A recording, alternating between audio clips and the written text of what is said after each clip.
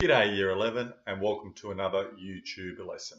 Today we're going to be taking a look at the fourth and the last, thank God, of the 4 business functions.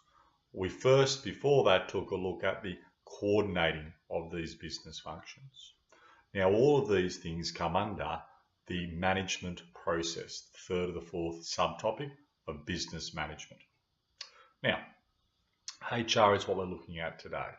But we looked before, as I said, at the coordinating of the business functions. Then we took a look at finance, operations, and marketing in no particular order. All of these meld together, join together, are interdependent with one another. Now, in terms of HR, human resources, we're going to be looking at recruitment, training, employment contracts, and separation, whether that be voluntary or involuntary separation. You choosing to leave the workplace or you being forced to leave the workplace. Human resources. This business function deals with the management and the overseeing of a business's workforce. It involves key things such as acquisition of the workforce. It's the hiring of the workers.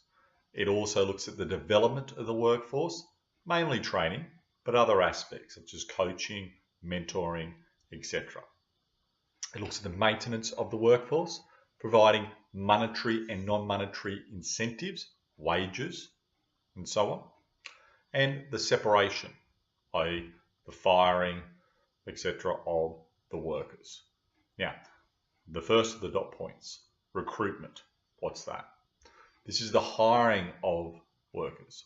It is part of the acquisition stage of human resources. There is more involved in recruitment than just hiring workers though. And I often say to kids, I want you to try and develop band 6 answers, not just poxy like recruitment is to hire, blah, blah, done. Separation is to fire, done. It's more detailed, far more complex than that. The HR department first needs to see whether there is a need for a new position. This is the first part of the recruitment process. Then they need to advertise for workers with appropriate skills and knowledge. Then the next step involved in the recruitment process, they need to interview potential workers to see who the best candidate is. So when employing a new worker, you can choose from workers already working for the business. This is known as internal recruitment, and there's some advantages of internal recruitment and some disadvantages too. Or you can choose from someone who doesn't already work for the company, external recruitment. Again, some pros and cons of external recruitment too. At our school, I've been here now for a number of years, but I was externally recruited. Other people have been promoted from within, and they've been internally recruited. Pros and cons of each. As you can see, recruitment is more than just hire that dude, hire that lady, blah, blah, blah. There's a whole bunch of steps involved in this process. Now, training is our next dot point. Training and development are aimed at improving employees' skills and abilities. They are necessary for both personal and business growth. New employees may need some training and development depending on their level of experience. Existing employees also need training to continually upgrade their skills for future tasks and also for the uptake of new technology and equipment and machinery. Training, development, same? No, there is differences for them. Training is one aspect of development.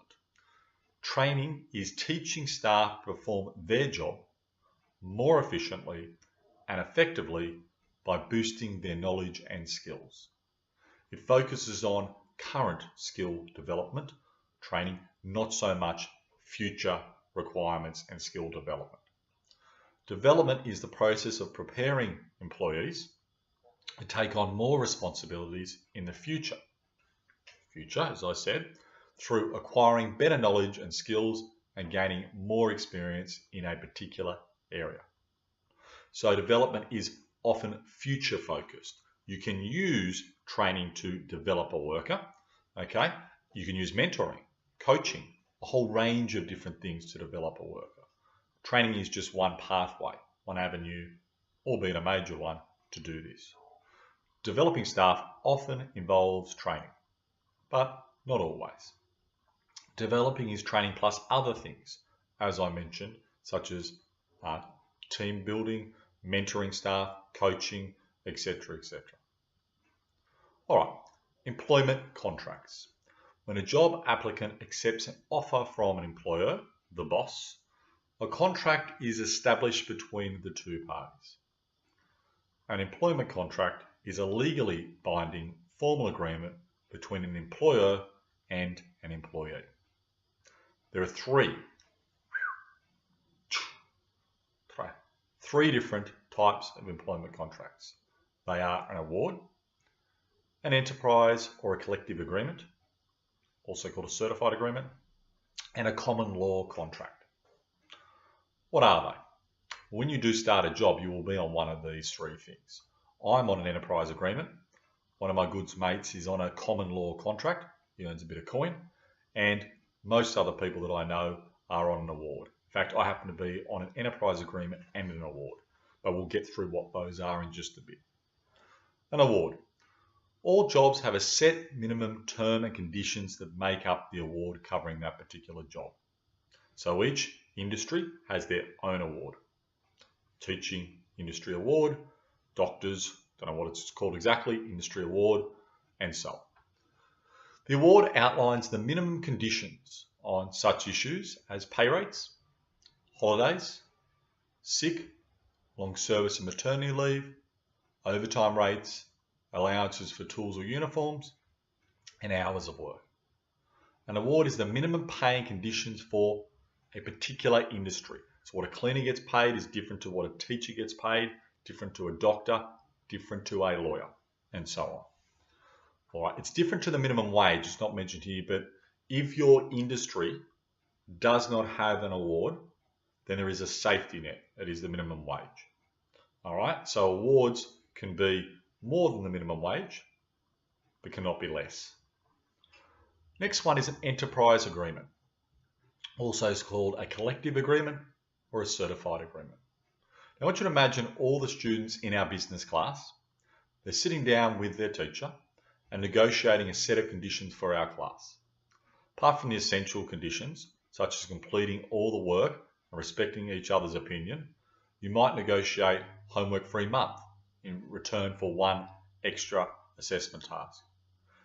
As the collective, you've just entered into an enterprise agreement. An enterprise agreement is a negotiated agreement between an employer and a union or a group of individuals. So these have to be done as a group. Common law contracts are done boss individual or bosses individual, always individual. Enterprise are called collective agreements and certified agreements because they're a collective. Lots of people, with or without the union, usually with the union, negotiate against the boss. It gives them more power. The agreement deals with pay and conditions of the people employed in that workplace. They cannot be worse than the industry award, but can and usually are better. And for big organisations, this is where the award and the enterprise agreement are the same or different. For big organisations like teachers, our collective agreement, our enterprise agreement, sets the award. Now other smaller schools can stick to that or get paid more, but they can't be paid less. Okay, so you can be on an enterprise agreement, which may be the same as the award or better, or you can be on the award. You can't be on less than that unless it's an industry that isn't really skilled, and therefore you get a lower across the board minimum wage. All right, you always get the best option really. Now, common law contracts is the last type. Imagine you're a business studies teacher and you came to an agreement about your conditions of work for this subject. I'd hate to hear some of your conditions, but I'm not doing much. These conditions would apply to you. The new contract would do away with the classroom conditions agreed to in the award or the enterprise agreement. For example, the new agreement may offer you a classroom employment package. That includes more homework in return for the right to attend only 2 business studies lessons each week. You've just entered into a common law contract. It's specific to you, and you negotiate with your boss, and your boss solely negotiates with you. And it can be 5 bosses negotiating with 1 worker, but it's the 1 worker only.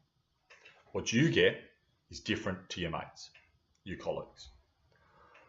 Common law employment contracts cover those employees who are not under any award or enterprise agreement. They are more common among professional and managerial employees. Such contracts are signed individually and are secret. That is not open to public scrutiny. Now there's safeguards there. You can't just put people earning peanuts, little amounts, on common law contracts. You need to earn over $100,000 generally, and you need to make sure that it's better than the enterprise agreement, that collective agreement. Why would businesses do that? Because these are pretty skilled professionals. All right, last part we're looking at here, guys, is separation. You have voluntary and involuntary separation. Separation is the ending of the employment contract. There are many reasons why employees separate from a business. However, it is possible to classify different types of separations into 2 broad categories. They are voluntary and involuntary. When you volunteer for things, think about what that means. You choose. If it's involuntary, you don't choose. That'll give you some hints about what the difference is. Voluntary separation occurs when an employee, a worker, chooses to leave the business of their own free will. There are 3 different forms of voluntary separation. So under that subheading of voluntary separation, you can have retirement. You want to retire. You're probably old. Don't look at me, you buggers. I'm not that old. You resign from your work. You might want to go and do something else. And there's redundancy. Your job is no longer required because of capital labour substitution, or the business has shrunk, downturn the economy, maybe, but you choose to leave. You get a nice generous package from the boss person. Now, retirement occurs when an employee decides to give up full-time or part-time work.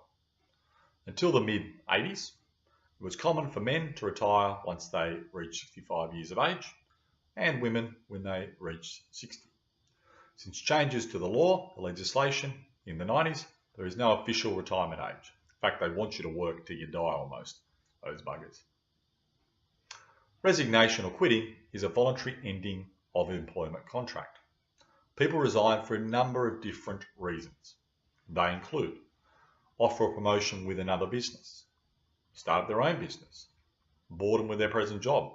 Don't know how people would be bored with their job. Changes of lifestyle. Redundancy is when a particular job a person is doing is no longer required to be performed, usually due to technological changes, a merger or acquisition, a downturn in the economy, as I said earlier. Therefore, unless the existing employee can be retrained to another job, they will be made redundant. Now, redundancy can be voluntary or involuntary. Usually, they'll ask a person or group of people who would like to leave on a voluntary basis and be made redundant. And out of, say, 100 workers, there might be 10%, 10 that will say, yep, we're happy to leave. Why would they want to do that? Because you generally get a nice, generous redundancy package. 6 months worth of pay thereabouts, depending on how long you've been there for. Okay, and they might be thinking of retiring, leaving anyhow, and they think of it as a good out, get a bit of a payout to go. So they volunteer to take this redundancy package. The other 90% usually don't want to, but they're forced to, and again, they'll receive a package as well. Now, involuntary separation is the other type of separation in human resources. It occurs when an employee is asked to leave the business against his or her own will. Apart from involuntary redundancy, the 2 different types of involuntary separation are retrenchment and dismissal. Retrenchment. is when a business dismisses an employee because there is not enough work to justify paying him or her. For example, when production levels are low, downturn in the economy, retrenchment notices will be given to selected employees. Dismissal is the other involuntary method. There will be occasions when the behaviour of an employee is unacceptable, and then this becomes necessary for a business to terminate, to end employment contract of an employee. It's known as dismissal. If an employee is not performing their job satisfactorily, or they behave in an inappropriate manner, then the boss may provide counselling and explain clearly which actions are unacceptable and how to improve. There's no legal requirement these days that an employer must give written warnings about poor performance or conduct. However, written warnings do carry added significance. And if you are to argue the employee against the employer in Fair Work Commission that you've been unfairly dismissed, written warnings carry much more weight. Now, the most serious form of dismissal is called summary dismissal. This is when a worker does something seriously wrong, such as drunk at work. That's never happened before. Or stealing. They can be dismissed under the law straight away. Another form of dismissal, referred to as dismissal on notice. So summary dismissal, you're booted straight away because you've stolen something. You're doing drugs at work, those type of things. You know, sexual harassment, that sort of stuff. Dismissal on notice is when there's lots of little indiscretions, always turning up late to work. Okay, you can't be summary dismissed for turning up late to work once, but if it's every second day for 5 weeks, then dismissal on notice can occur. This would have been granted given a number of official warnings. Again, you do need to in some way give some warnings, or that employee can complain to Fair Work and they will make a decision as to whether it is unfair dismissal or not. Unfair dismissal occurs when an employer dismisses an employee for discriminatory reasons. All right. Thank you again for listening, guys, and see you next time. Goodbye.